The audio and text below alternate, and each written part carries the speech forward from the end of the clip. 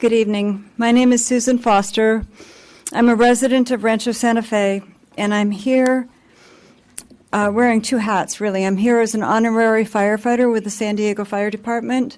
The reason I have that distinct honor is because in 2004 I organized a brain study of firefighters in Central California who had been sick from the day the tower in front of their station was activated. We found brain damage in all 6 men we did SPECT brain scans on. And as a result, there have been policy changes. The firefighters, when SB 649, the small cell bill in California, was first enacted, the firefighters spent over $1 million trying to get 5G antennas off their stations. So would you please give them what San Diego County gave them? That's a 300-foot setback, because people are going to get sick. And when your firefighters are sick, your community is less safe. Your community is at risk. They are your first responders. I would like to speak to you also as a medical writer and somebody who's worked in this field for 20 years. And I would like to speak to you about ADA. And Tripp may reference the need to change the language. It definitely needs to be changed, in my opinion. Right now, as it stands, you are accommodating people on a mobility-only basis. But you need to take into consideration people who are electrosensitive, people who have medical metal in them, people who have cancer, people who have neurodegenerative diseases. So, to be very clear, our objective is not to deny coverage, but to accommodate those people who need accommodation. And there needs to be a policy so that people can apply before the towers go in, so that the street light in front of their home or their business can be skipped. Likewise, after the small cells go in, and the radiation is about 50 times what it is now, and people become ill, there needs to be a way to remove this. Medicare and Medicaid pay for radio frequency radiation exposure. So the federal and state governments cover this. Thank you. Thank you so much. My heart goes out to every city council in the country that is dealing with this issue, that's trying to protect its citizens from an overreaching FCC. With every ruling, they try to remove your ability to make good, protective decisions. Still, you have a chance to make a huge difference with regard to small cell installations. You can stay within the law and still maximize protection for citizens. Several days ago, an attorney for our citizens group reviewed all the revisions to the proposed Encinitas policy C035. It had definitely been improved, but serious weaknesses remained that would be harmful to our community. I'll give a couple of examples. One, applicants are still not required to justify adding a new facility. No evidence of need is required. Encinitas could end up having twice the number of unsightly installations that are necessary for coverage, as has happened in other communities. This will have an even greater impact on property devaluation. Two, there is no RF field testing before or after construction. Maybe a year later there is, but so how can citizens be sure that each installation complies with even the basic FCC regulations? The policy does not require automatic routine affirmative testing. Instead, it says the director must have good cause to believe the facility is not in compliance. But since the radiation is not visible, there'd be no reason they would have good cause without test data. I won't provide any details on the other areas requiring work, but my final point, approve the ordinance only if Tripp and our attorney continue to discuss implementation of the 29 suggestions. Thank you. Thank you. Members, Roy. Hello, my name is Dr. Deborah C. I'm a resident here in Encinitas. We are on the brink of destroying our precious world and hurting many people. There have been no safety studies done on 5G. The industry wants the world to be blanketed by cell antennas both on the ground where people live and sleep 24/7 and in the air with thousands of satellites emitting this radiation. There is no opting out of this, no free choice. Today, over 253 scientists and medical doctors from more than 40 countries under the 5G appeal have expressed their serious concerns regarding increased exposure to EMF generated generated by these wireless devices. And they've recommended a moratorium on the rollout of 5G until potential hazards for human health and the environment have been fully investigated by scientists independent from industry. The harmful effects of EMF exposure are already proven. Some of these effects include increased cancer risks, Alzheimer's, genetic damages, damage of the reproductive system, learning, memory deficits, and neurological disorders. As 5G has been rolled out, there have been numerous testimonies of harm and side effects being reported immediately and within days. Symptoms include severe headaches, concentration difficulties, sleep problems, depression, lack of energy, fatigue, flu-like symptoms, memory loss, impaired learning, intense tinnitus, ear pressure, and eye pain. My colleagues in Phoenix have already seen an increase in cancer and autoimmune disease. This is so soon. We will be facing a worldwide pan-epidemic, a public health crisis of epic proportions. We want our city ordinances regarding small cells to be the safest that they can possibly be. They currently are not. If the city is afraid a lawsuit with telecom will be expensive, they should be even more afraid of the exponentially greater expense of lawsuits from citizens who are harmed from this massive increase in radiation. We want to delay the vote. We want the city to work with us and our attorney to adopt the most protective ordinance and maximize our protection with whatever is left within the law. Thank you very much. Thank you. Okay, no clapping. You're doing a great job with the hand waving. This is a much more interactive group than I've ever seen. It's great that everyone's paying such close attention to every other person speaking. It's great. Thank you, Mayor. Thank you, City Council, for meeting. And I want to just quickly ask a show of hands if anybody has had a chance to actually listen to the materials that I provided on thumb drives to you. If any watched any of those at all, because they were all provided to the. We don't do it back and forth. We just listen to public comments. Okay, so I just want to give a couple facts from the research that everyone should be aware of. That bone marrow from child skull absorbs 10 times more radiation than that of adults. And we all understand that microwave radiation is strong enough. If it's strong enough, can cook us. What we haven't heard is that a single 2-hour phone call has been shown in animal studies to open the blood-brain barrier, disrupt the brain function, and cause DNA damage. So at this point, the outdated theory that non-ionizing radiation cannot hurt at power levels below heating has been thoroughly disproven. And so as a dad and a doctor, I wanted to help people become familiar with the symptoms of microwave radiation sickness so that they can become educated for themselves. And so I want to list some of the sites that I think are best for informing themselves. ehtrust.org, mdsafetech.org, bioinitiative.org, saferemr.com, whatis5g.info, 5gappeal.eu, 5gawareness.com. Please educate yourself. Please inform others so that you can understand what people need to know about this very, very serious thing. Thank you so much for all you're doing and listening to our concerns. Thank you.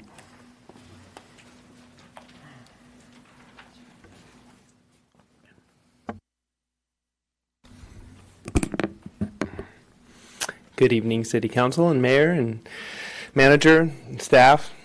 We really do appreciate you guys taking this matter seriously. As I've said before, I think this is the most serious issue that you've ever faced as a board. And I know it's definitely not a easy road here, but we are all doing our best to do what we feel needs to happen to protect our community. So, my understanding is that our attorney that we've hired has had some correspondence with TRIP, and that we are in acceptance of you moving forward with the vote on the amendment tonight, under the condition that there will be further amendments in a set amount of time. Can you say that that's true, or can you? This is public comment, but we can take it again. Okay, great. So I'd just love to really make sure that that is addressed this evening. That is our condition by which we will somewhat be pleased with the matter of continuing this conversation as our community continues to grow. We are certainly not going to back down. We know this is going to be a long road, but it means a lot to us. So we really appreciate your participation and understanding. Thank you. Next speaker, Lindsay Richards, Patty Stottlemyre, Carol Donahoe, and then Stephen Vogue. Good evening, Council. Yes, so we are here. We want the city to work with us and our attorney to adopt the 29 provisions that are substantially legal and will provide maximum protection for all the citizens of Encinitas. So in 2016, a cancer cluster among young children at Weston Elementary School in Ripon, California, led to a shutdown and planned relocation of a Sprint cell tower. One child from that school was diagnosed with kidney cancer. 5 months later, his classmate received a diagnosis of brain cancer. 2 more kids and 3 teachers from Weston Elementary have received cancer diagnoses since 2016. Along with 2 preschool-age children that live near the school and a former student who was diagnosed with brain cancer at 22. So in Section 10 of the latest ordinance, where it talks about location standards, we're on the right track with the 500-foot setbacks, but we're not quite there. I'm quoting the ordinance, any location within 500 feet from a daycare facility or primary school. So I think we all would agree that middle schools and high schools need to be included as well. Why would we not protect all of our children? We know that the brain develops well into the 20s, and this is common knowledge. So we are also recommending that elderly facilities and healthcare facilities be added to this. And we are here ready and willing to work with the City Council to create the most protective ordinance that we can for the sake of all citizens. Thank you very much.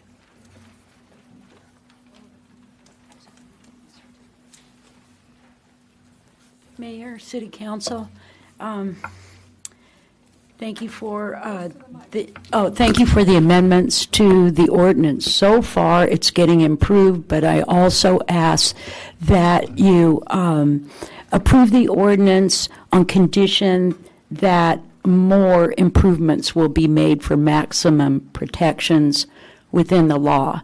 I also ask if you please add churches to the 500-foot setback, as there are Sunday schools in churches, so this will be more added protections for children. Also, I just want to say that the FCC and the courts have interpreted the Telecommunications Act to forbid the city from considering the health effects of wireless facilities. However, it does not impose a gag rule. Therefore, in my opinion, it is inaccurate for the city to state that the regulations are protective of public health and welfare. Normally, the preamble of an ordinance includes something like, these regulations are designed to protect and promote public health, safety, and community welfare.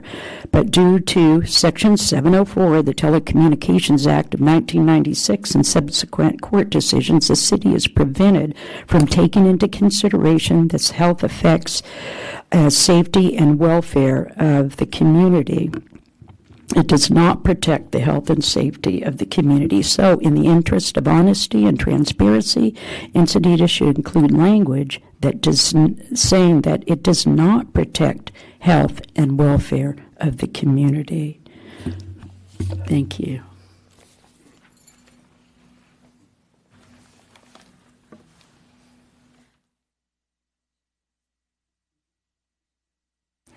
Good evening, Mayor and Council, and all of the staff. I, too, am grateful that you're looking at this issue as much as you are. You've heard me speak before, but tonight I'm just standing here without a script. And yesterday and the day before, because I need to have a script, I think, I tried to write something, but I couldn't get my words or my paragraphs to cohere. And that's because in the last 2 months, or a little bit longer, they have ratcheted up the 4G cell tower radiations. I'm deeply affected, and that's why I'm standing here. Thank God I'm still standing here. But it's really intense. It's beyond anybody's imagination until they experience it. And in my building, there's a woman who has never had headaches in her whole life, and she's over 65, and she's now getting headaches. And I know that it's because of this ratcheted up. I hear the frequencies, I hear the variation of frequencies, and I experience them in every cell of my body. And the reason I stand here is because I don't want anyone else to have to experience this. I would prefer that none of us experience this. And I know that if we start at a local level, maybe we can make a big dent in what is a big world issue. It's unbelievable that this is happening to us, and it's very serious. I think 5G cell is patented as a military weapon. This gives us pause to think, I hope. Anything that's patented as a military weapon, we should, oh my God. Thank you. Thank you. Thank you. Okay, let's not bust into the clapping. We've been doing really well here. Next speaker is Stephen Vogue, followed by Nicole Sokol, Virginia Drema, Cirque Wallace. Hi, everyone. My name is Dr. Stephen Vogue. It's understood by many of us that this council will likely vote to install 5G antennas in Encinitas, disavowing any concerns for the health effects of 5G because they feel they're obligated to vote in accordance with the FCC and Telecom Act. This is a 3-minute compressed to 2. It's understood that the Freedom Telecom Act prohibits environmental effects from blocking antennas and towers that have been interpreted by governments and courts to also include health, meaning you cannot use health effects as a reason to block a cell antenna or tower. This is despite the U.S. National Toxicology Program's findings of clear evidence of statistically significant carcinogenic effects from wireless radiation emitting devices and infrastructure. The FCC and Telecom Act are basically mandating the exposure to a known carcinogen, neurotoxin, and genotoxin, meaning a genetic toxin that affects your DNA.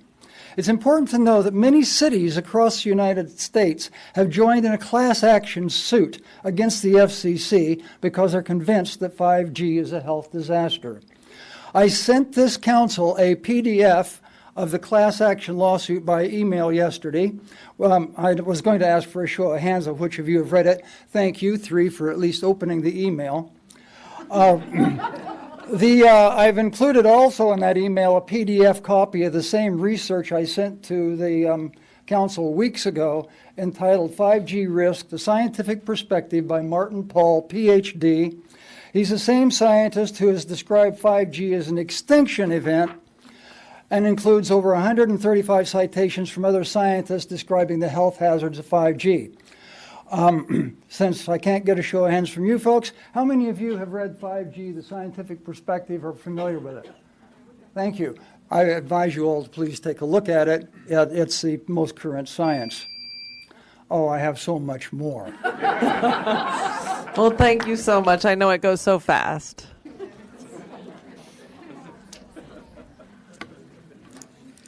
Nicole?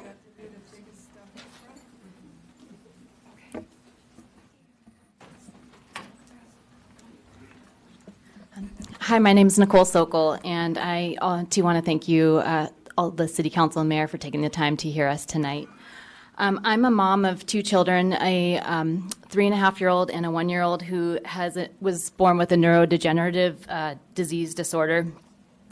I'm also a local entrepreneur contributing to our community, and I'm a human and environmental health advocate and part of an ever-growing tribe of mamas who will stop at nothing to protect the health of our babies and families. And I'll actually repeat that. Mamas who will stop at nothing to protect the health of our babies and families. I'm grateful to be a part of this community of Encinitas and protected by what I feel is currently protected somewhat by our city council as the forward-thinking, awake, aware, and extremely health-conscious community we are known as all over the world. This last summer I spent 4 months traveling with my family and happened to, and people all over the world look at us as this health-conscious community. We have to set that example. I came back exactly 2 months ago from traveling after 4 months with my family with extreme headaches, which I've never had in my life. I have been in perfect mental and physical health my whole life, I will state. I've never been on any medications, but extreme headaches. And I didn't know that coincided with the retching up, or whatever you called it, the upgrade of the technology and the frequencies. But extreme headaches, insomnia, anxiety, and just an overall nervous system imbalance, really, which actually, after removing smart meters from my home, shortly after return, actually all those symptoms went away. So I just want to state that that communities all over San Diego, the state of California, and the whole of the U.S. for that matter, and actually in the entire world, are looking to see what Encinitas will decide as safe precautions for small cell 4G and 5G technology. Thank you. Thank you very much.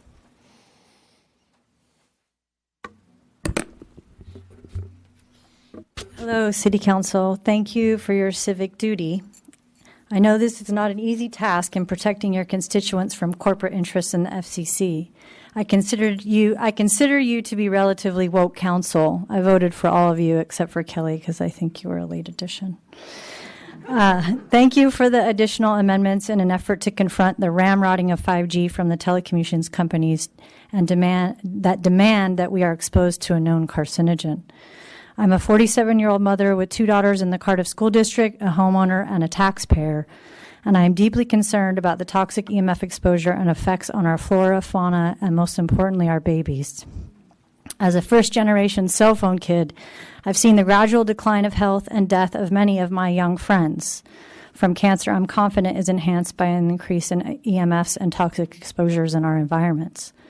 I'm still struggling to figure out why faster technology helps us in any way when the death of billions of birds, fires that rage as we speak, and sea levels rise pose an already overwhelming threat to our lives and well-being. So we can play video games faster, upload Instagram stories on hyperspeed.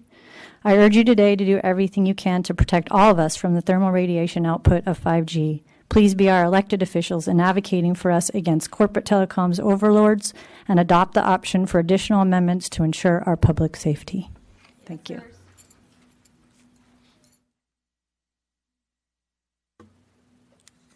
Next speaker, is it Cirque Wallace? That was me. Oh, okay. Was Virja or Virginia Jumma? Varaja. Thank you. And then Varaja will be followed by David Frund and then Shoshana Suelis. Hi, my name is Varaja Prema. Thank you for hearing us with your hearts and minds and awareness of the importance of our health and well-being and the ability to stay connected to our faculties for ourselves and our families and our communities. I am here to share an update and make a request. On October 7th, my child's school, which is located at 777 Santa Fe Drive across from San Diego Academy, had this stealthing removed on 2 ends of the building that their classrooms are located in.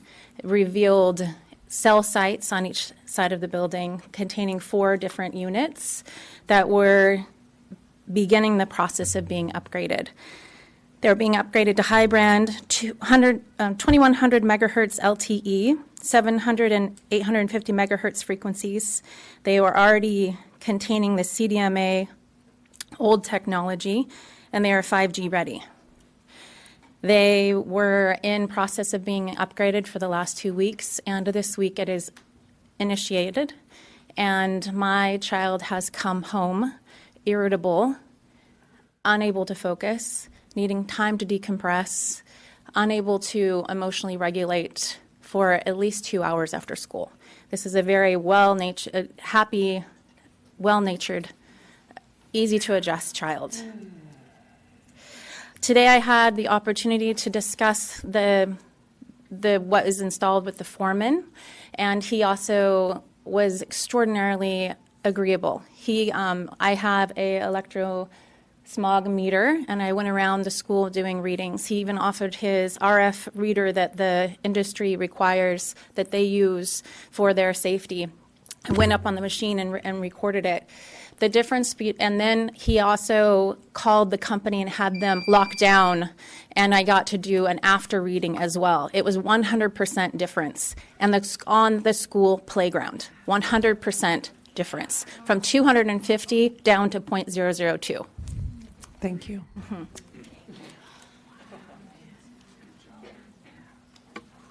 David?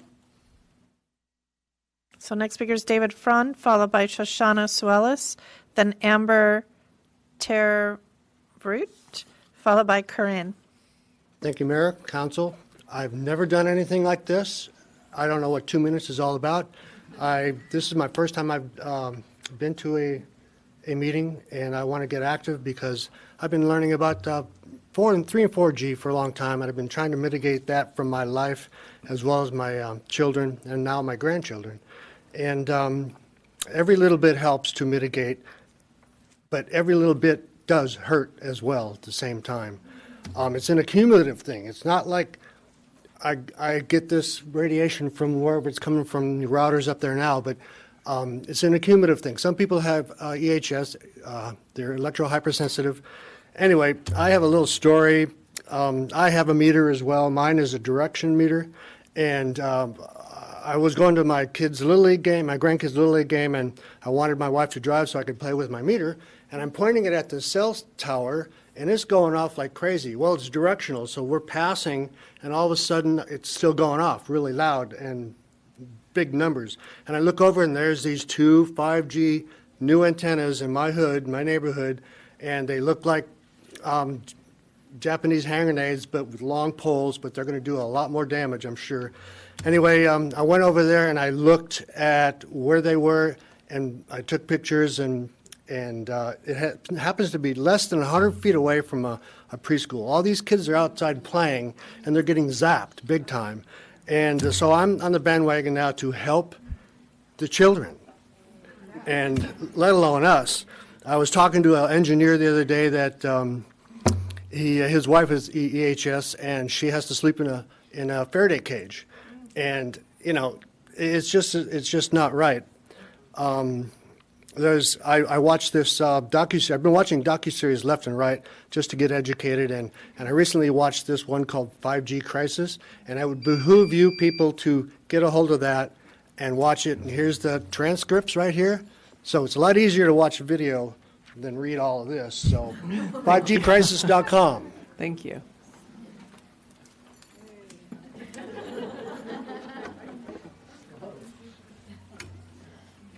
Good evening, Mayor, members of Council. My name is Amber Terbrut. I'm here representing Scripps Health this evening. Scripps, as you know, is a nonprofit healthcare delivery system serving more than 700,000 patients in the county of San Diego, and we're very proud to be part of this community. We have several healthcare facilities here, including our hospital. Our hospital here in Encinitas has served this community for more than 60 years, and in that time, we've seen dramatic changes in the way that healthcare is delivered. Those changes are a result of rapidly changing technology, major advances in innovation in modern healthcare, and also as a result of our patients' changing needs and expectations. Over the past 10 years, you have seen the physical transformation of our Encinitas campus, surrounding healthcare facilities and clinics. But what you probably haven't seen, you can't see it from the freeway or from the surrounding surface streets, is a technological transformation that we're ushering into our hospitals and healthcare facilities. All of our planning is pointed at increased wireless capabilities in our facilities.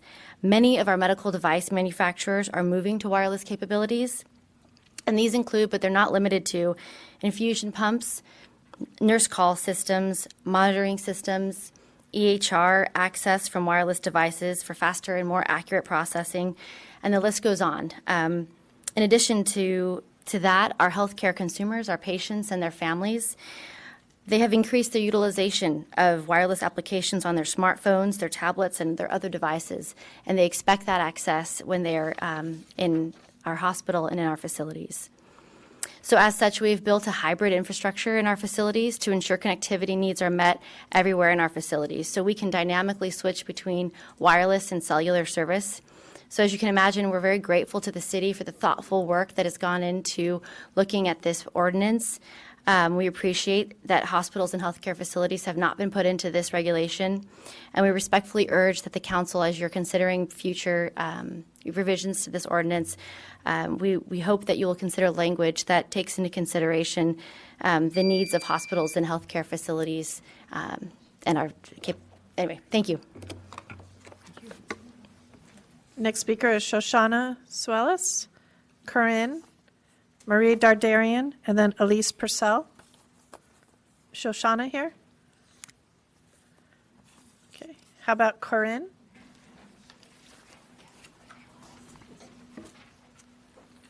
Good evening, everyone. Can you hear me? So my name's Corinne Schreiner. I've lived in Encinitas for over 25 years. I love this city. And I have been spending probably the last 3-4 months of my life learning about this whole thing to do with 4G, 5G, because I started getting sick in May. I won't go into all the details, but that led me to finding out about this, because once I got the radio frequency, RF, Wi-Fi, and other out of my house, many symptoms were gone pretty rapidly within days to weeks, and I continue to improve. So that led me to find out more about this. Okay, so I've met with many of you. We had a wonderful meeting yesterday with 2 council people, Roy and Brenda and Karen. And so the outcome of this is I want, and our group that we're calling Stop 5G Encinitas, really we're not against technology. I think a better name might be Encinitas for Safe Technology, but you know, this kind of catches people. It's kind of branding. But anyways, the point I want to make is we hired an attorney. We spent considerable money because we wanted to help make our ordinance the best possible. This man has worked very diligently. He came highly recommended, and he came up with 26 recommendations to the current policy, and out of those, one is probably passing right now that we feel is sufficient. There's a lot more change that needs to be had. Our attorney and your special counsel, Mr. Tripp May, had a talk today. I'm very happy about that. And the outcome is something that I'm going to read that my attorney sent me, that this is not my understanding. And so he said that our attorney and Mr. May agreed that it would be practical to approve the current policy, that's what you want to approve tonight, on an interim basis, so that any applications that come into the city will be subject to it, conditioned on the council also directing staff, one more sentence, to improve the policy in specific ways and bring it back to council for city council in say 2 weeks. So that gives him time to integrate these things, which Tripp said he didn't have time to do. He's been working on wonderful FCC things. I'm submitting for the record the 2 documents that our attorney wrote. Okay, thank you. Please consider this, because it would be a win-win, and the media will be much more friendly to you. I'll tell you that. Next speaker is Marie Dardarian, Elise Purcell, Lisa Hochman, and then Tim Sullivan. Hello, Council. I appreciate that Tripp May had all those amendments to make. I wish you would withhold your vote until you see those amendments in writing, and not just because he spoke about them today. See the final version. I would hope that you don't get afraid of lawsuits that Telecom's going to file against you. The city has money. You have projects going. You have the money to fight and be an example for the rest of the world. I would like a change made also. Your report says that there are no environmental oversights needed in your ordinance, that they will allow those oversights of aesthetics, air quality, biological, and noise, the CEQA rules. They'll allow that after the application is in. I say you should spell those out before the application comes in. I would also like to see the wording on the application changed. The contracts that I've looked at, you don't even know, number one, they get to amend it many times. I've seen a Sixth Amendment. You don't know if they're putting in a 3G, 4G, 5G, 6G, or any of the other Gs that are coming every decade. And I think your application needs to be changed for that. So please delay any vote until you get the facts in front of you. Nobody would sign a contract just on a verbal agreement. I would hope that the city does it. Thank you.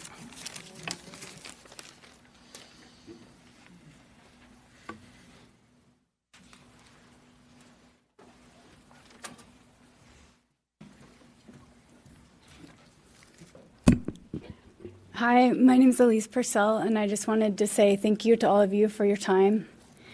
I've been an Encinitas, a very proud Encinitas resident for 13 years. I'm very grateful to live here, and I wouldn't want to live anywhere else. I have tons of scientific research and personal experience about this issue of the last 8 to 10 years. I feel like my colleagues have given enough scientific research and even personal experience. I just actually want to talk about the very basics. So I'd like to ask this room, and no noise, but just raise your hands. How many people want to be laboratory mice for this 5G thing? How many people want to be laboratory mice for this 5G thing? That's nobody. Well, it's kind of what it's feeling like. We've known since the 80s that you don't put aluminum foil into a microwave. Today in 2019, there are pesticides in all food that is not certified organic. Pesticides are made with glyphosate. Glyphosate equals aluminum. We're eating heavy metals that go deeper into our body. They go deeper into the tissues from the gastrointestinal system, eventually to our brain. Basically, we are microwaving our brain with EMFs, and we're walking conductors to EMFs. With 4G, we still have a choice. We can turn our phones on airplane mode or turn the router off. With 5G, we're getting, in all the extra towers, we're getting radiated 24 hours a day. Listen, I'm not against technology. I don't think anyone in this room is. We need it for our businesses, for kids need it for school these days, and simply put, all of our 2019 lives. I just want you to take into consideration the amendments and make sure it's safe before it's implemented, not the other way around. Thank you so much for your time. Lisa Hochman? Is Lisa here? Okay. How about Tim Sullivan? Then Tim will be followed by Kevin Cummings, followed by Molly Halterman. So thank you for allowing me to speak, and thank you for looking at this issue. At times lately, I've just been shaking my head because everything just feels sort of strange to see the facts trying to be buried in Washington, D.C. on such serious issues. And then you see these fires raging out of control, and we're cutting down hills here on the coast to put up hotels, and it's everywhere you look, it just feels like things are going the wrong way to the environment. And to that last speaker, I couldn't agree more. But this whole issue to me feels like the Twilight Zone, because it's like, what in the hell? We're sitting here and they're putting up antennas wherever they want, and the way this is written currently is like you could literally, they put them at night, because I had to go do something for my kid there, and I drove down at night, and they're putting one up in the middle of the night. And so you could go to bed at night and you wake up in the morning, you got this thing zinging you, and it's 100 feet away from your bedroom. And the crazy thing is that they put him up right outside of Parkdale Lane, which I thought was sort of sweet, that we're high-fiving on giving them a crosswalk person to protect them so they could get there safe, and then they get zinged. And it's like, this needs to be reconsidered. So I realize this thing's being forced on you guys, and I also realize you guys have been doing the right thing consistently. But I think everything that's being said and everything that's been heard, I think we really got to, first off, let's protect these kids immediately, because that's a scary situation. And secondly, let's just lead this charge across the country, because you guys do have the ability to do it. You guys are forward-thinking people, you're smart people, and you have the support of the community. So just do the right thing, because that's the situation we need. I mean, we got to take one step at a time going forward, and we got to start making this a better world. And we got to start becoming good people that want to know the truth and that are entitled to think and entitled to have, honest answers. And we got to fight corporate America with this stuff. So the last thing I'd like to add is please add some sort of out clause if we find out that there are health risks to this. There has to be an out clause, so please consider it. All right? Thank you.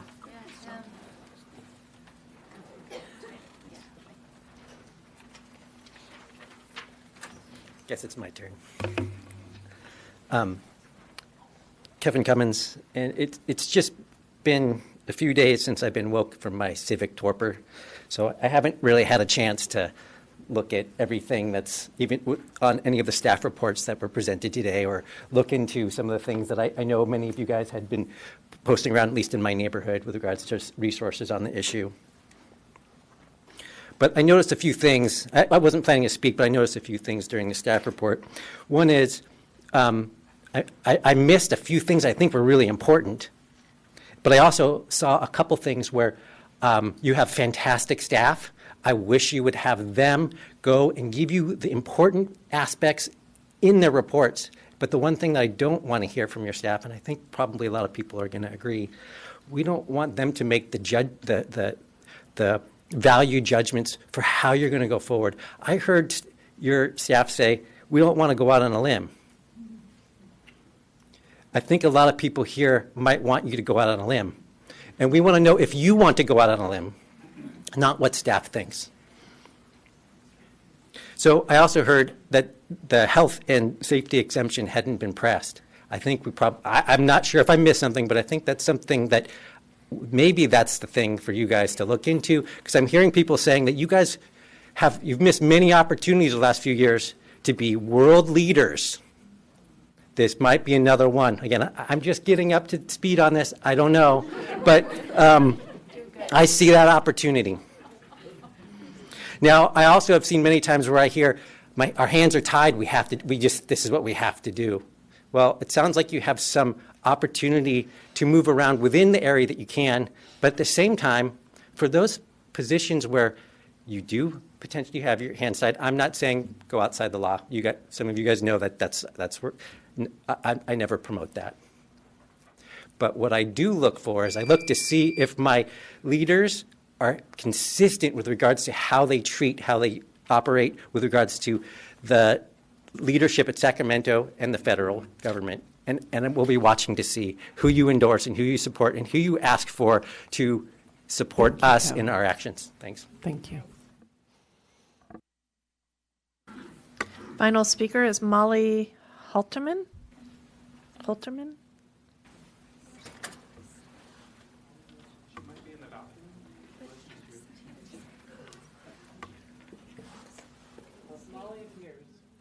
If Molly appears, we'll let her speak. Okay. If she comes back from the restroom. Yeah. Did you put your name in? I did. Oh, okay. Well, I don't have a speaker slip, but go ahead. Oh, come on up. You can, and if you didn't fill out a speaker slip, just do it after you speak. Fantastic. Thank you. I love this. This is why I love Encinitas, because everyone is so kind and friendly and welcoming. I'm going to give you two outs. Let me start first by saying 26 changes recommended by our hired attorney, and I'd love to see you seriously implement all 26. Not put one in and consider 25, but enter in all 26. The second thing is fire safety. Thank you guys for addressing that. That's a huge issue. No one thinks about fire safety because, Encinitas is in a high fire risk zone. And insurance industry is consistently or continually changing the zoning for fire hazard when they're talking about insuring our homes here in Encinitas. So putting an accelerant in front of a home in a community that's filled with trees, not a smart idea. Not a smart idea. So fire safety, that's an out. Insurance, we were talking about insurance. There are pollution policies out there, Mr. May. There are pollution policies out there, council members, and you can find a pollution policy. There are professional liability, D&O, all these type of policies that are designed to protect the city or to have the representatives that are presenting these things to you offer those protections for you as a city. Encourage the telecom. If you want to bring cell towers into Encinitas, make sure they're safe, make sure that you put the right policies in place, and that you present annual, because these are annual policies. These are not 5-year policies or 10-year policies, but that you present annual certificates, not manufactured by an agent, but presented from the insurance carrier, showing the city of Encinitas and its city council as additional insureds, protecting your choices that you make, protecting the city from any contaminant or health hazards that are imposed, or fire hazards that are imposed upon the city because of their implementation of this 5G network system. Thank you. Thank you. That concludes speakers, unless there's anyone else that wants to speak. I have one question for staff. One of the speakers brought up the middle school and high school question. Could you just address, was that excluded from the definition of school for a reason, or? Because I thought a primary school meant everything K through 12. So that is a mistake that we should definitely correct. Yeah. Okay. Do you just strike the word primary and just call it? I think it would be better just to strike any reference to the type, right? Just a school. Okay. Does any council member wish to speak? Right this minute? Right this minute or after council? Okay. Okay, Councilmember Hinsey. I just had about 3 more questions. So somebody spoke about the 500-foot setbacks for firehouses. Did we reach out to, well, I guess he's here, Chief Stein.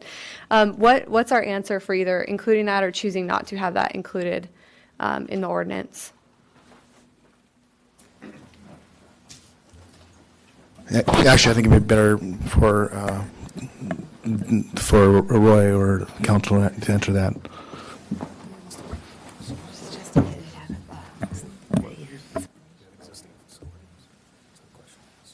Yeah. So there are already existing facilities on fire department property within the city of Encinitas.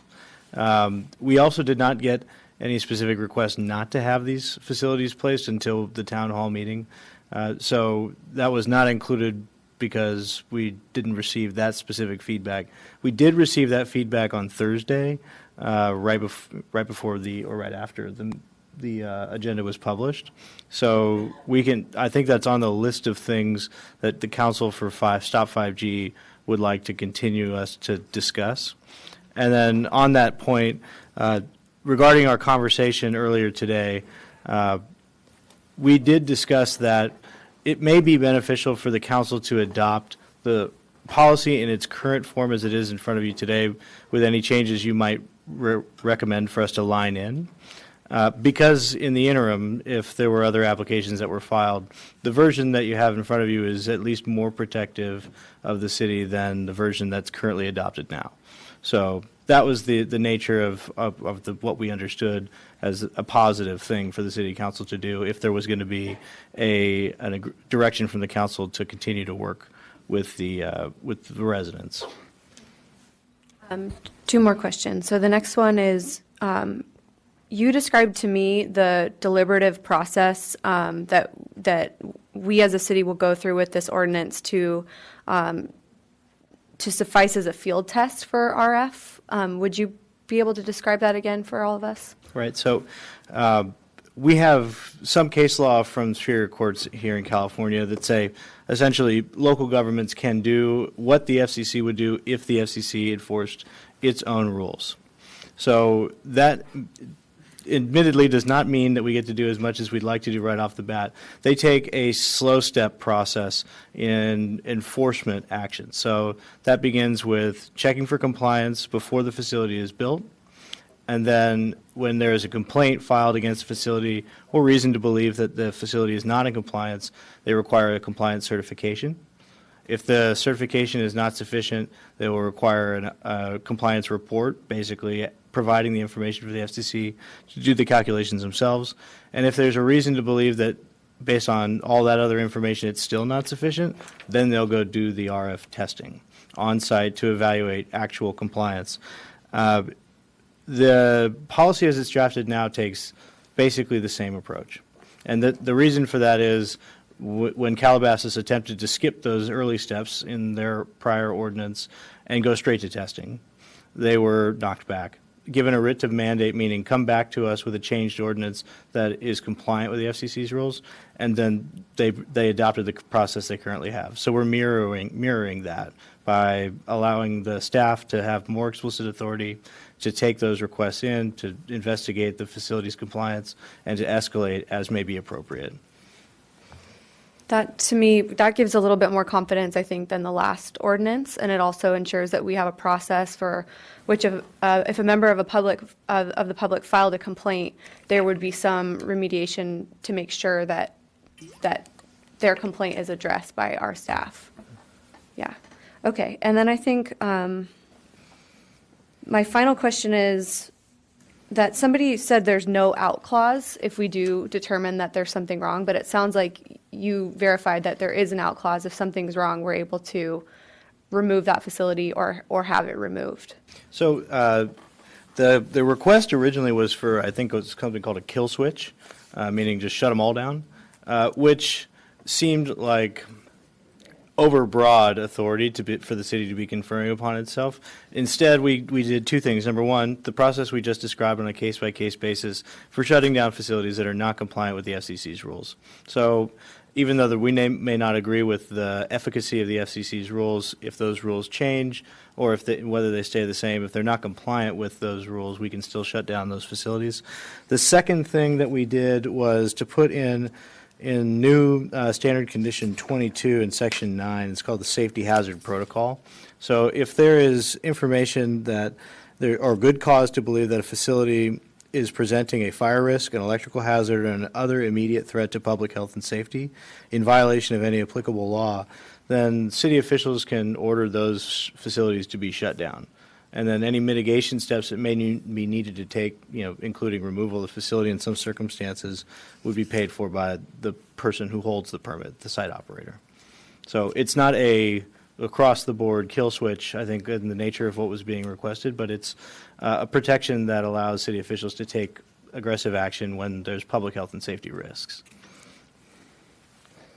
That sounds all right, especially considering the feedback that we received tonight from Scripps Hospital that if there was a kill switch and we rendered their wireless communication useless, that we'd want them to be able to override that. So I feel good about that. Okay, thank you. So in front of us, we have the policy that's been modified with the red line, and then in the beginning, you had recommended some changes based on this last minute or just right here today or yesterday, the discussion you'd had with the community's attorney having to do with ADA and fire safety review. So what exactly is the proposal then? What would it be then if we move forward with the adoption of this resolution, which I think clearly is more protective than the one that we had before? So it does seem to me like that's a good idea. Right. So some of the things that I thought could be done tonight would be, for example, in Section 7A, to add a requirement number 6 in the notices that specifies how a person that wants to request an accommodation under ADA or FHAA would go about making that request. So when a person receives notice that there's a wireless facility within the notice radius coming up, that they'll have that information presented to them. The other recommendation was that in Section 2, somewhere, wherever it may be most appropriate, there's a statement that says something to the effect that the policy itself doesn't limit or prejudice any person's ability to seek an accommodation based upon exposure to radio frequency emissions. Sort of stating the intent of the policy to say we're not turning people away just because of the nature of the request that they may be filing is something that we may or may not be able to accommodate. The next recommendation is in the application section. So under section 6, we would add a line that required staff to route applications that come in to the fire department for review for any potential fire hazards that may be presented by the application. We would also change Section 6G to have a more explicit authorization for the fire department to hire third-party fire safety experts to handle those reviews if that becomes an overburden for their department and their staff. And then we would modify Section 9A1 to allow the director, upon a recommendation of a potential public safety hazard, through the fire department review, to authorize a shorter term for the permit. So this goes back to what I mentioned earlier in my presentation about state law requiring a 10-year permit term unless there's a public health and safety reason for a shorter one. That would give us a more explicit direction to the staff about the scope of their authority to limit the permit terms if the facts of any application presented a public health and safety hazard that we could rely upon. There are some other issues that were raised, and they may not be the types of things that we can adopt tonight, mostly because I'm not sure we could wordsmith them here and now. But they were good ideas that I thought warranted more discussion and homework that could be incorporated later, like providing more detailed information in the policy about how the shot clock tolling agreements work, providing more guidance to staff about how to implement detailed application requirements under the delegated authority, and requiring maybe some more information about how master plans should be presented to the city and used by staff. And then also having to do with the insurance requirements that you heard about at the public comment as well. Okay, and then plus the definition of schools. Plus the definition of schools. And there were several other recommendations in the letter. The summary that I'm giving you now is not the rejection of anything else that was in there. It's just a high-level flavor of the types of things that we thought were sensible enough that we could consider and then warrant some further discussion with their attorney about how we might implement those recommendations. Okay. Councilmember Kranz? Yes, so thank you all. I know that back in the meeting when we adopted the urgency ordinance, that there was some question about whether that was the right course to take. And this council made a commitment when we approved that urgency ordinance to put in place some rules that would govern, that we would also have a workshop. And Roy and Brenda and city staff really, I think, did yeoman's work in putting together a great workshop. Many of you were there and gave a lot of feedback, and I think much of your feedback is reflected in what we're looking at tonight. So thank you all very much, staff as well as the public. I was first introduced, the first person that I spoke with was a gentleman who was very sensitive to this EMF and wears a hoodie that protects him.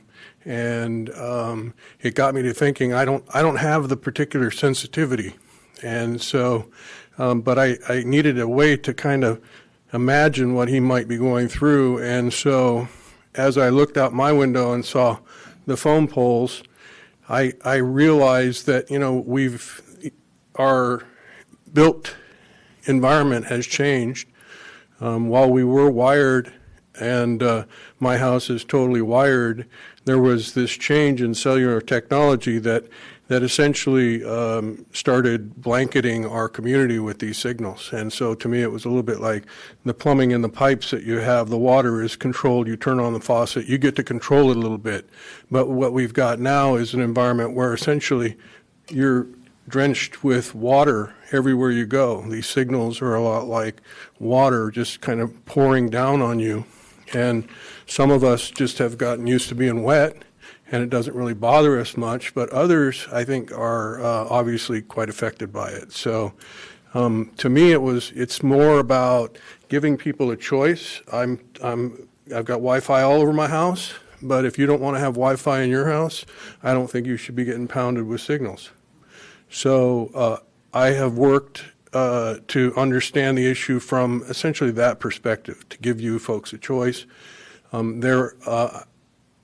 I think that you're aware there are a whole bunch of people in the city. We've got about 63,000 people here, and there are some people who think that 5G is the greatest thing since sliced bread, and they want us to install it. But they haven't been as active, and I think in some of these situations, it's not easy to come up to a meeting like this and kind of be expressing a different opinion. So Amber, I think, was probably the closest we got to a different opinion. But in the end, I think that it's fair to take some steps that I think will protect you to the greatest extent possible. One of the speakers talked about what are we doing with the federal government.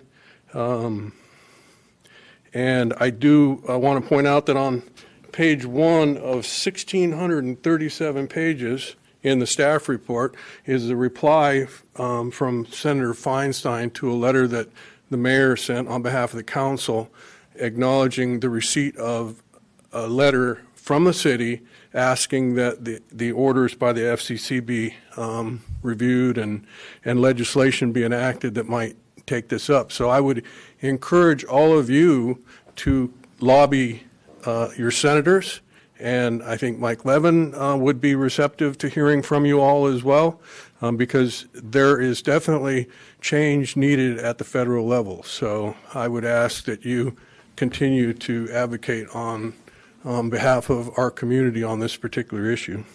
So I'm not sure how best to... Did you want to turn that into a motion?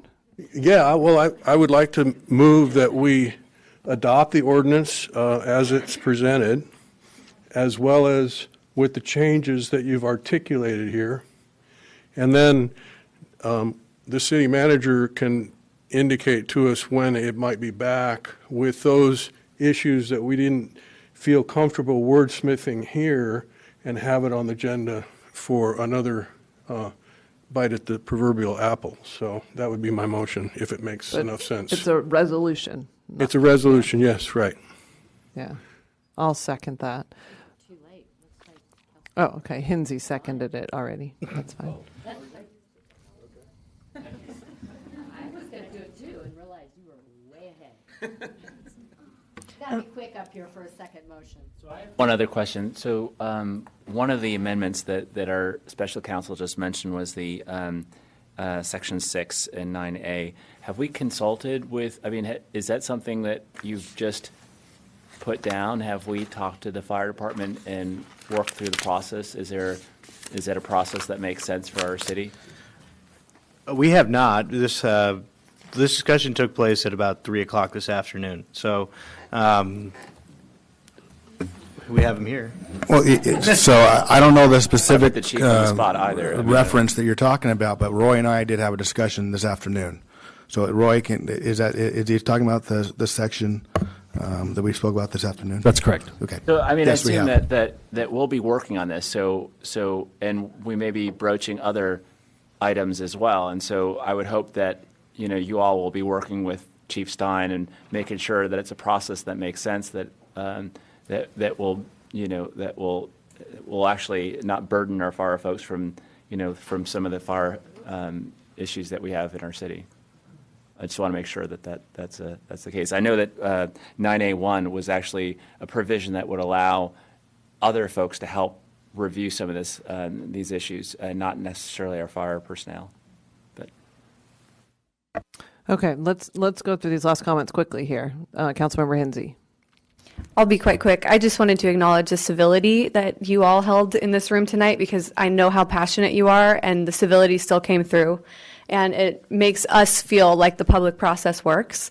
And it really makes our time that we sit up here valuable when that's the response that you all give us. So a special thanks to Corrine and to Rich, who took the time to really work on this till the very last minute, because we were presented with something that we felt we could be happy with and that you could be happy with.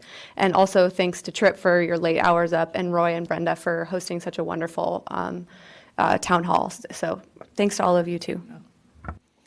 That's really true. Councilmember Krantz. And quickly, I had made one note that I didn't mention previously. The issue of code enforcement crossed my mind as we were dealing with this and listening to some of the folks who talk about their current environment seeming to have changed overnight with ratcheting up of the signals, et cetera. Do we have any ability in our code enforcement department to be able to meter some of these sites and to ascertain whether, in fact, there has been a change in the way the signal is being transmitted? So this, for the legal purposes, is a use like any other use. So if a use becomes a nuisance, it could be abated through code enforcement, but I'm not aware of your code enforcement resources. So, okay. Well, and I don't know when the appropriate time to have that question answered. Obviously, we're always concerned about staffing levels and issues related to that, but this is our residents' health that we're dealing with here, and so I think should be a high priority. So if there was an opportunity to explore it and see what options we might have, I would appreciate it. Okay, great. So let's go ahead and vote. Just so I can clarify, just to make sure I have this correct for the minutes. So it's the recommended action, and then it's amended to include the changes noted regarding Section 7 ADA/FHAA, Section 6 and Section 9A1 regarding fire safety reviews, and to change the word primary school to just school. Yeah, and to come back at a date uncertain that the mayor and the city manager can look at our future agenda items and the amount of work that will be necessary. I know that there was a request that we commit to 2 weeks, but it's a little more complicated than that at this point. Thanks. Yeah. Motion carries unanimously. Okay, well, thank you, everybody. And we really do appreciate all the hand waving.